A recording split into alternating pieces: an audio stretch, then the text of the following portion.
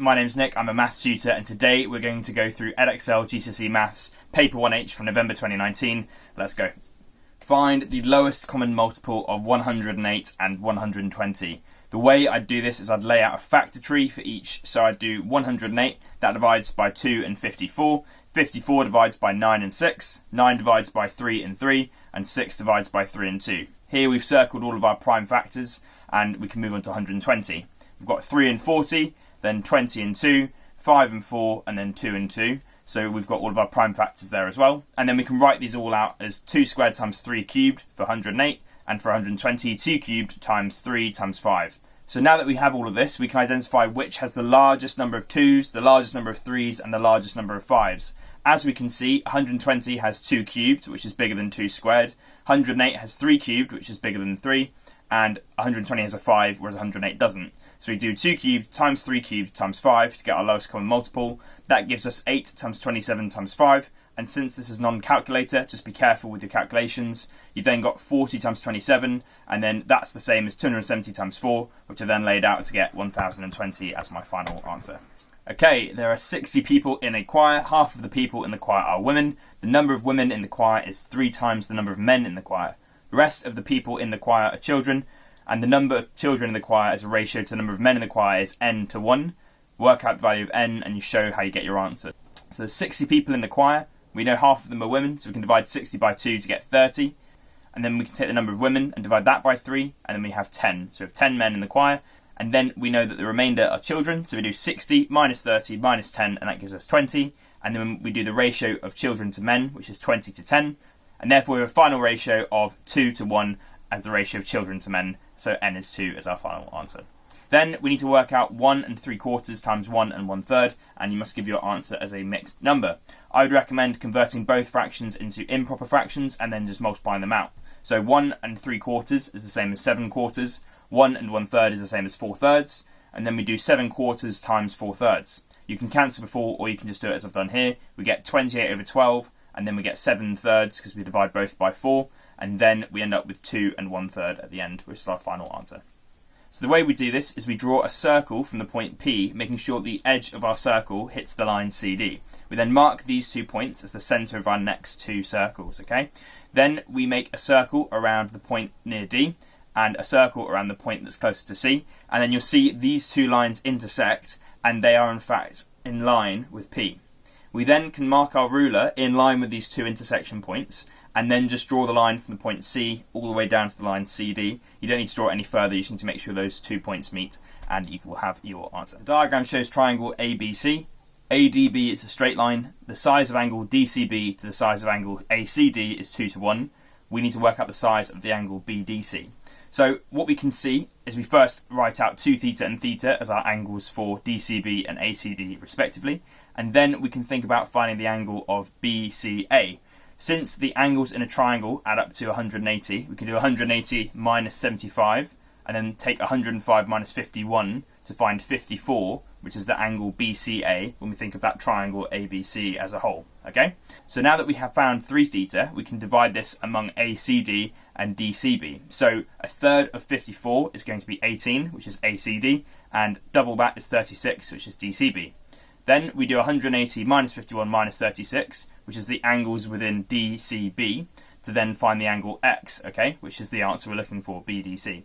We get 129 minus 36, and that leaves us with 93 overall, which is our final answer.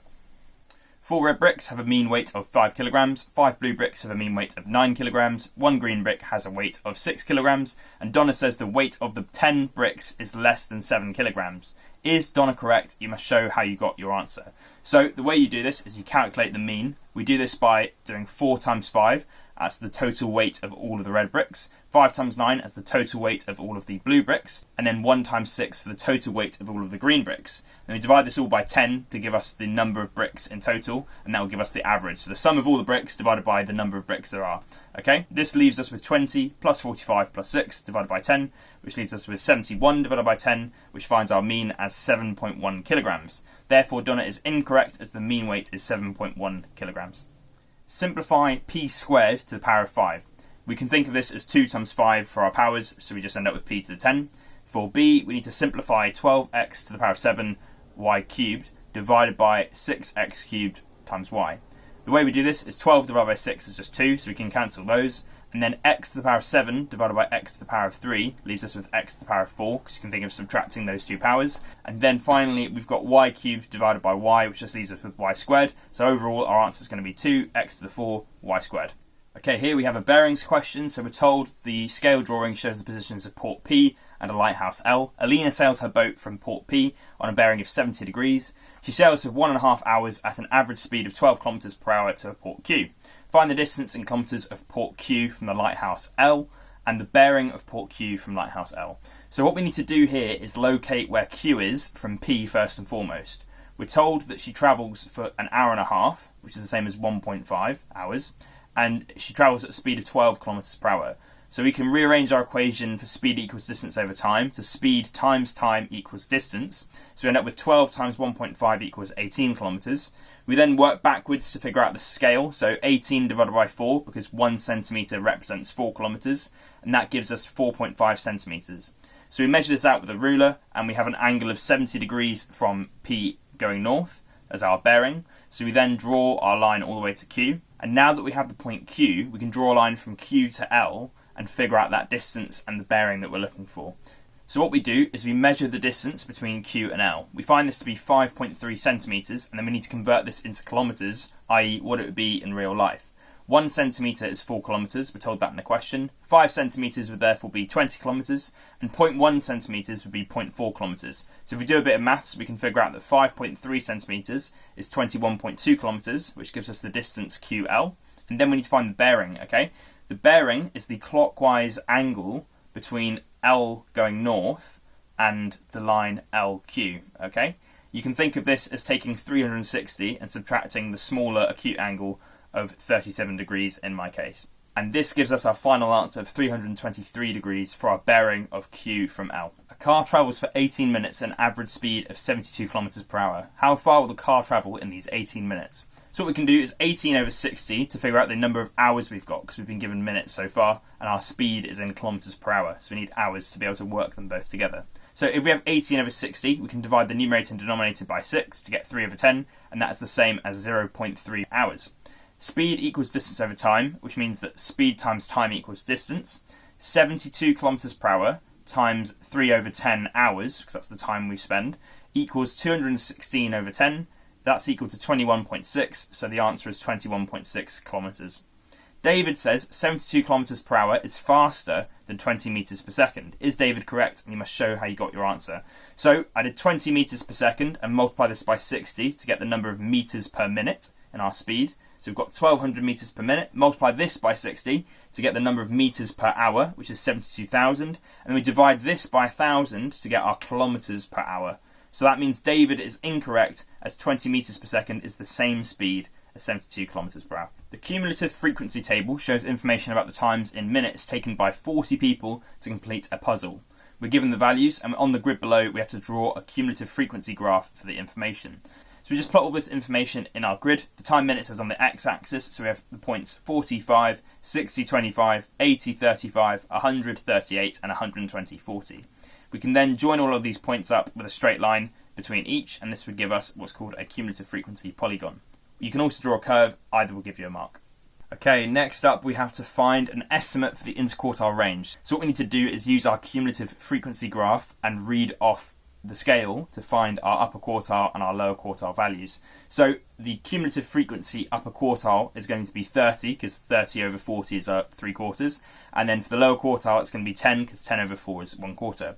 So we read off our y-axis from 30, meet our line and go down. I got 70 minutes. We then read off 10 as our lower quartile and then come down, and we end up with 46 minutes in my case. So we do 70 minus 46, and that gives us 24. One of the 40 people is chosen at random. Use your graph to find an estimate for the probability that this person took between 50 and 90 minutes to complete the puzzle. So here we've kind of got to do the opposite. We read 50 minutes and 90 minutes off our axis, and in my case the cumulative frequency was 15 people getting 50 minutes and 36.5 getting 90 minutes. You can't have half a person, so round up to 37.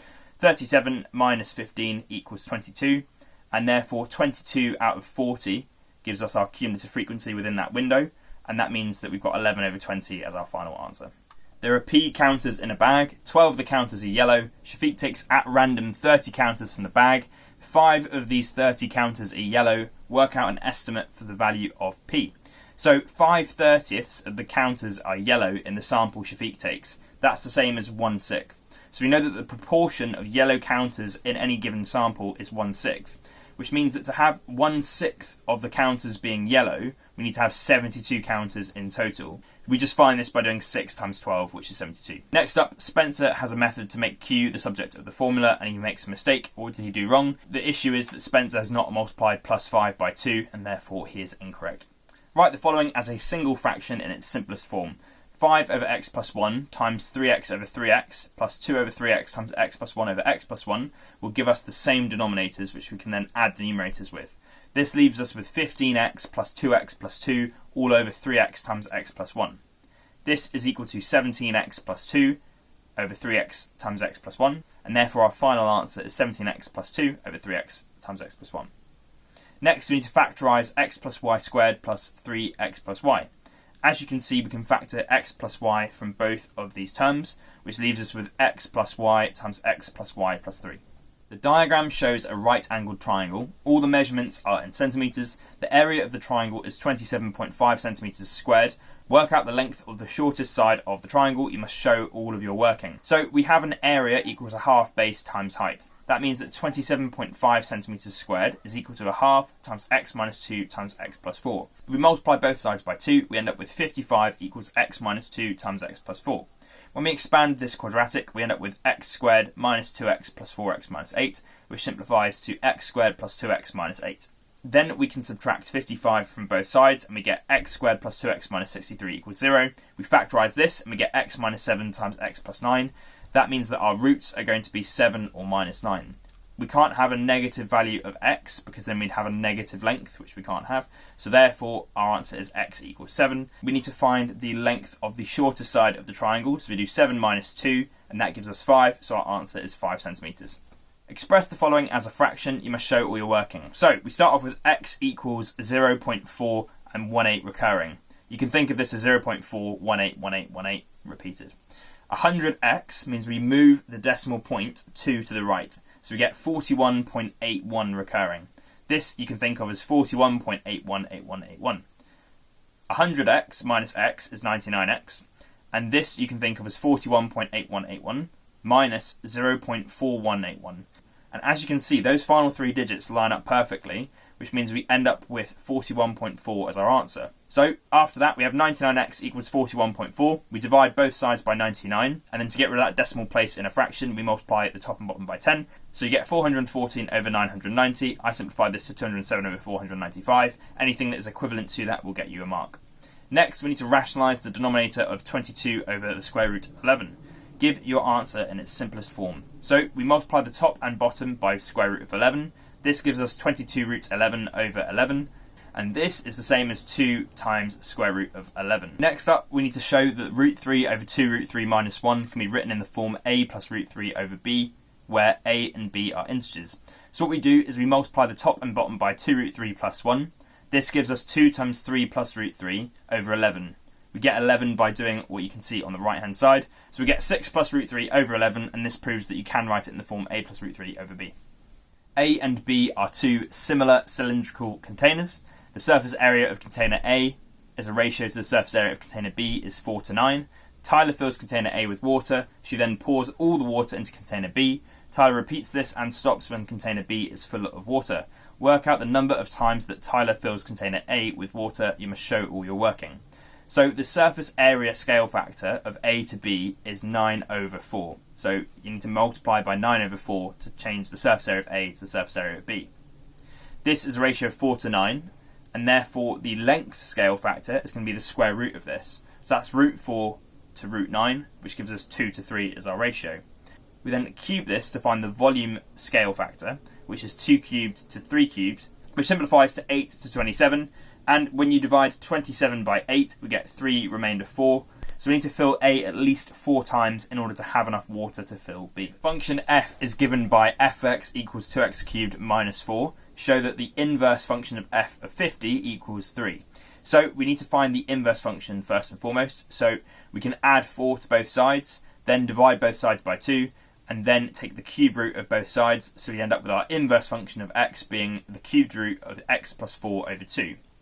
The inverse function of 50 is going to be where we swap x for 50, so that is the cubed root of 50 plus 4 over 2, which is equal to cubed root of 54 over 2, cubed root of 27, and that is 3. So the functions g and h are given by gx equals x plus 2 and hx equals x squared. Find the values of x for which hgx equals 3x squared plus x minus 1. So first and foremost, we're going to expand our composite function. H of gx is the same as h of x plus 2. X plus 2 squared equals x squared plus 4x plus 4. We can set x squared plus 4x plus 4 as equal to 3x squared plus x minus 1 because we need to find the values of x for which this is true. So we simplify this and we end up with 0 equals 2x squared minus 3x minus 5. We can then factorise this to get 2x minus 5 times x plus 1, which leaves us with x equals 5 halves or minus 1. Given that 9 to the power of minus a half is equal to 27 to the power of a quarter divided by 3 to the power of x plus 1, find the exact value of x. 9 is equal to 3 squared and 27 is equal to 3 cubed, so we can swap our 9 and 27 with those respectively. We end up with 3 to the power of minus 1 being equal to 3 to the power of 3 quarters divided by 3 to the power of x plus 1. We find that we take our powers and we make x the subject and we end up with 3 quarters as our final answer. The graph of y equals fx is shown on the grid. On the grid, draw the graph of the equation y equals fx plus 1 minus 3. So what we need to do is translate the graph we currently have in the x direction minus 1 and in the y direction minus 3. So move to the left by 1 and down by 3. So that gives you what you see here. Next, point A minus 2, 1 lies on the graph of y equals fx. When the graph of y equals fx is transformed to the graph of the equation y equals f of minus x, point A is mapped to point B. Write down the coordinates of point B. So when we have a reflection in the y-axis, that gives us the same as y equals f of minus x.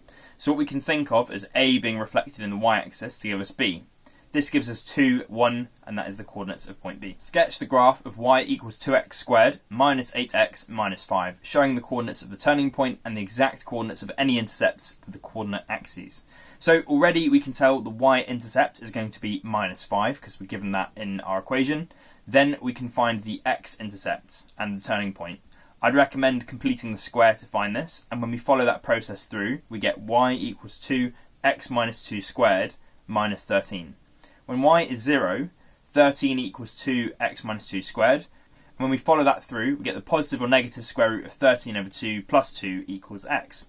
So now we have our x-intercepts. To find the x-coordinate of our turning point, we just need to find whatever makes our brackets in our completing the square 0. In this case, it's going to be x equals 2. So we plug that into our equation we had at the beginning, and we find y equals minus 13. So we have our turning point. Next, I had to have a rough guess at whether the x-intercepts were going to lie on the left-hand side of the right axis for negative root 13 over 2 plus 2, and figured out that it would be. Next, we find the x-coordinate on the right-hand side of plus root 13 over 2 plus 2, 0.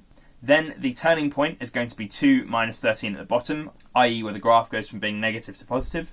Then the y-intercept is going to be 0 minus 5. And finally, on the left-hand side, we have the other x-intercept, which is going to be negative root 13 over 2 plus 2, 0. Remember to leave everything exact so we can leave our square root terms as they are. And finally, we have a circle theorems question. So A, B, C and D are 4 points on a circle. AEC and DEB are straight lines. Triangle AED is an equilateral triangle. Prove that triangle ABC is congruent to triangle DCB. So ACB is equal to ADB because angles in the same segment are equal. DBC equals DAC because angles in the same segment are equal. And therefore we have an equilateral triangle in BEC. Remember, AED is also an equilateral triangle because we're told that in the question. So that means that DE plus EB is equal to AE plus EC. This is relevant because we know that the hypotenuse lengths for both of our two triangles are going to be the same length. BC is common to both ABC and DCB. So now we have two common lengths for both of our triangles. BDC is equal to CAB because the angles in the same segment are equal.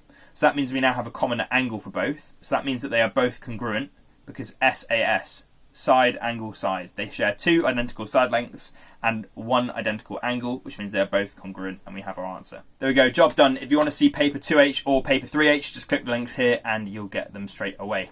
Give them a look.